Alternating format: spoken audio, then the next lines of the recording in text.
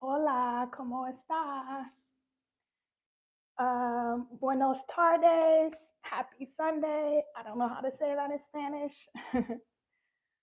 But yeah, I'm going to let some people come in and see that I'm online before I get into the message. So yeah, I'm not going to get into the message just yet. I want to give people a chance to come into the live. And oh yeah, by the way, happy Palm Sunday, aka Easter. I don't really celebrate holidays to be honest, and I know some people will be like, "Oh, but it's to celebrate Christ's resurrection." Blah blah blah. It's like I celebrate Christ every day, and I don't know if I don't even know if this is really the time of year that he resurrected anyway. Even just like with Christmas, they say he wasn't even born in the winter, but that's a whole nother story. I don't want to start preaching about that. But yeah, let me drink some of this tea so my voice doesn't give out.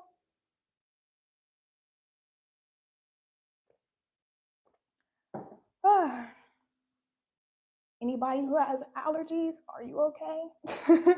Y'all good out there? Because I'm not. I've been struggling. I don't know if you could tell on camera, but look at my hands. My hands have been breaking out because I have really bad eczema only in the springtime. But this is the worst it's been in a really long time. So I'm like, oh, I can't wait until allergy season is over because I'm feeling a little ugly. Even though I know I'm not ugly, it's just like when you got stuff going on, like with your skin or whatever, even around my eyes. I don't know if y'all can tell because I got some makeup on to like try to cover it up. But even around my eyes, like my skin has been peeling, like my eyes have been swollen, even my neck. Like, ugh, I just feel so gross right now. Like, yeah, so that's why I want to ask anybody with allergies, are y'all okay? How y'all doing? Because I'm struggling. But yeah, let's go ahead and get into the message. Everything you want is on the other side of fear. This is coming from a certified scaredy cat. It's so funny to me when people close to me look at me like, wow, you're so brave. Like, how do you do this? How do you do that? Wow, you're so brave. I would be afraid to do that. And I just be laughing to myself because I'm like, y'all don't realize I'll be scared as hell. Just because I do it doesn't mean I'm not scared. I just have courage. And ever since I was a little kid, I used to be really shy. I was terrified to speak in front of people. Anytime the teacher would call on me in class, I would be terrified to speak. But I always had so much to say. I always had, ever since I was a little kid, people, elders would tell me I was wise beyond my years. So I always had a lot to say. I've always been anointed. I've always been prophetic. But I've also always been terrified to speak because of my voice. Ever since I was a little kid, my voice would shake and crack, and it still does sometimes. So, yeah, ever since I was a little kid, I've been super shy and afraid to speak in front of people. But I also had this strong desire to be a motivational speaker and to speak in front of people and to teach people. But I was always terrified. So I'm like, until I am no longer terrified, until I get over this fear, that's when I'll finally do it. But then I had to realize you have to feel the fear and do it anyway. You're not going to get over a fear if you don't face it. And the truth is, you might not ever get over a fear, but if it's attached to something you love, you have to just have to push yourself through. You just have to push through the fear and have courage to mess up, have courage to be embarrassed, and have people see you fail. And that's something that I had to realize. Even doing these lives, coming here on live, doing an actual video where I can record it and edit it, and if I mess up, I can just redo it. even with that, there's some type of anxiety attached to doing that, but it's less anxiety than doing these lives. Because when I come on these lives, I can't filter myself. If I mess up, I just gotta keep going. If my voice shakes, I just gotta keep going. If I forget what I'm about to say and I have to take a second to look down at my notes and gather my thoughts, I have to just be comfortable with doing that all on live and people being able to see me mess up. And but here's the thing. Let's just say I decided, you know what? I'm not qualified to do this, Lord. I don't know why you've called me to be some speaker or teacher when I'm terrified to speak in front of people. I don't have the voice. But similar to Moses, Moses had a stuttering problem. When God called him to lead the Israelites, I think it wasn't the Israelites, when God called him to lead them out of was it Egypt? Y'all know what I'm talking about. But when God chose Moses, Moses was like, I'm a stuttering problem guy. Like, I'm not fit to be a leader. Like, he was terrified. He didn't feel qualified. But when God calls you to do something, he will qualify you. He doesn't call the qualified, he qualifies the called. So, for whatever reason, God put it on my heart to do what I'm doing right now, even though the shit terrifies me. It terrifies me, but it excites me at the same time. Now, let's just say I let fear get the best of me. And I'm like, no, until I can fix my voice and stop having a shaky voice, then that's when I'll start making videos and going on live and doing this and doing that. Guess what? I would be sitting in somebody's office working a 9 to 5, coming home, and just finding other things to occupy my time.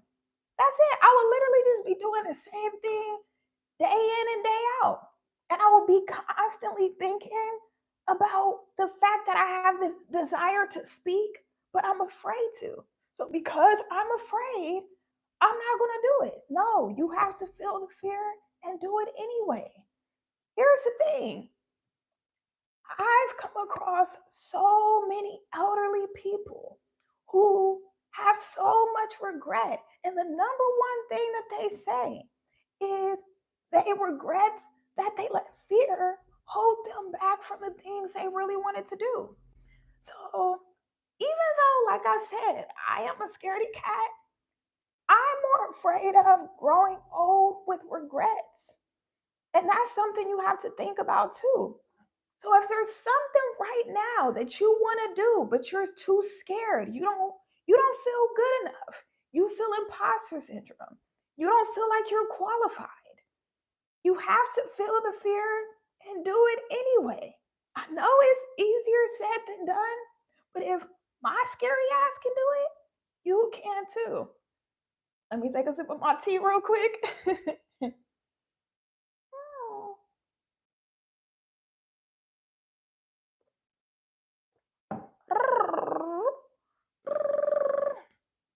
Oh, another thing. Ever since I was a little kid, I love to sing. And just in case y'all didn't know, y'all probably like sing. Yes, I am a singer. I do have music on streaming platforms, and I even have music videos on YouTube. But anyways, ever since I was a little kid, I love to sing. I love music. I used to sit in my room when I was like 7 or 8 years old and write songs and act like I was a famous singer. But I was always terrified to sing in front of people. It's the same with the public speaking. But I had such a strong desire. Like, I really, I wanted to be heard so bad, but I was so afraid of people's judgment. So I had really bad stage fright. But it used to kill me inside because I'm like, I don't know why, but I just feel like I'm meant to be singing in front of people. Like, I just had this burning desire, but I was terrified. So I went to this writer's workshop at the library. and I was reading an excerpt from one of my books. That's another thing. I am an author. I did write a few books, but yeah, I was reading an excerpt from one of my books, and it was talking about how fear paralyzes you. And I was just being really vulnerable and telling them, like, yeah, I have really bad stage fright, but I love to sing and I have such a strong desire to sing in front of people, but I'm terrified at the same time. And this old white woman, she was like, can I say something? And I was like, yeah, sure. And she was like, I have a feeling if you allow your fear of singing to be greater than your love for singing, you will die inside. And that hit me like a ton of bricks. And ever since that lady said that to me, I started going to open mic nights. Every single week, I would go to open mic nights and I would be terrified. My first couple open mic nights, I would be up there holding the mic. I would be holding the mic with my eyes closed and I would just be shaking and I would be singing like in a completely different pitch. I would just be so terrified. And after I was finished, it was weird because after I was finished, I felt relieved. And it's like after each time, I wanted to go back up and redeem myself. But I ain't gonna lie, there was some times I would leave open mic night crying my eyes out. Cause I'm like, I did so horrible. Like I know deep down I can sing, but it's just not coming out because of my anxiety and my stage fright. But even so, I kept going back every single week for years. I went to open mic night for years, every single week. And I slowly got better. I slowly got more comfortable to the point where I started putting out my own music and making music videos. And I started even booking shows and performing. So I say all that to say, you have to feel the fear and do it anyway. Here's the thing. I refuse, and God blesses me to be an old lady, and I live to be 80 or 90. I refuse to look back on my life with regrets. Because here's the thing, a lot of times when we're fearful to do something, it's really because we're afraid of failing. We're afraid of being embarrassed. We're afraid of people judging us. But here's the thing, when it's your time to go, you going by yourself. None of them people's opinions you was worried about, they not going in the casket with you. And these are the little speeches and pep talks and sermons I have to give myself. Because like I said, I be fearful. I be feeling the fear, but I be doing it anyway because I'm like, no, excuse my language, but I'll be like, fuck that. I'm not about to let fear, I'm not going to feed into fear. I'm not going to allow fear to control me because guess what? When you allow fear to control you, you're allowing the devil to control you because guess what? God does not give us a spirit of fear. But you know who does? The devil, the enemy. So anytime I feel fearful to do something, but I really want to do it, I'll be like, nah, F that. I'm going to do it anyway. Because if I don't do something because I'm too scared, that's me allowing the enemy to win. Because the spirit of fear comes from the enemy.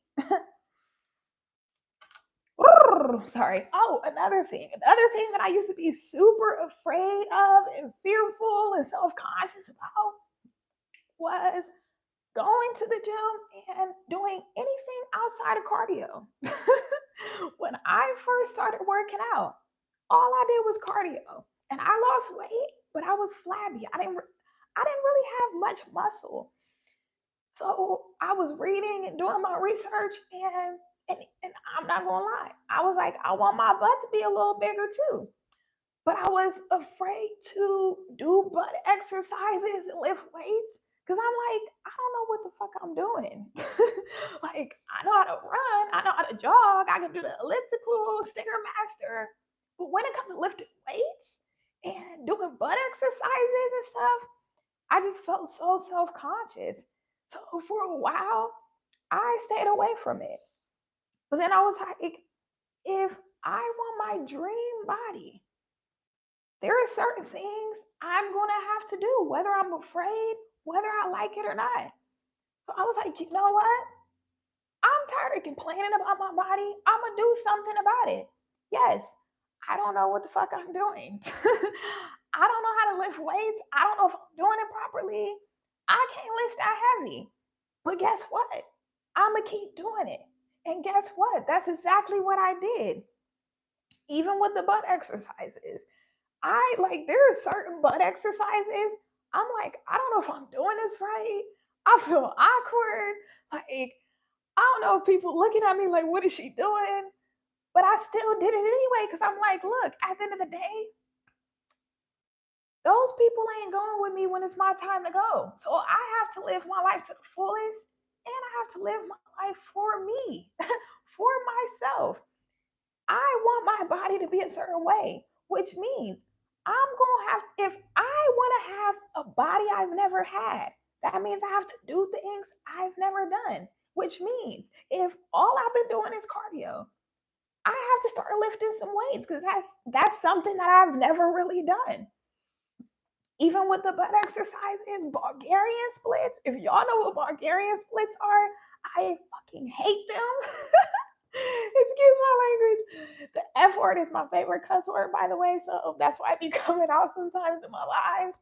Yeah, I fucking hate Bulgarian splits. When I first started doing them, I felt so awkward. I'm like bent over. I'm like, I don't know if I'm doing this right. Like, but I just kept watching videos. I kept watching videos and I just kept working on my form. And now I am a beast. I am a beast at doing Bulgarians. And there are so many times I'll be in the gym and I'll be seeing people doing them wrong. And I'm like, oh, I want to help that person.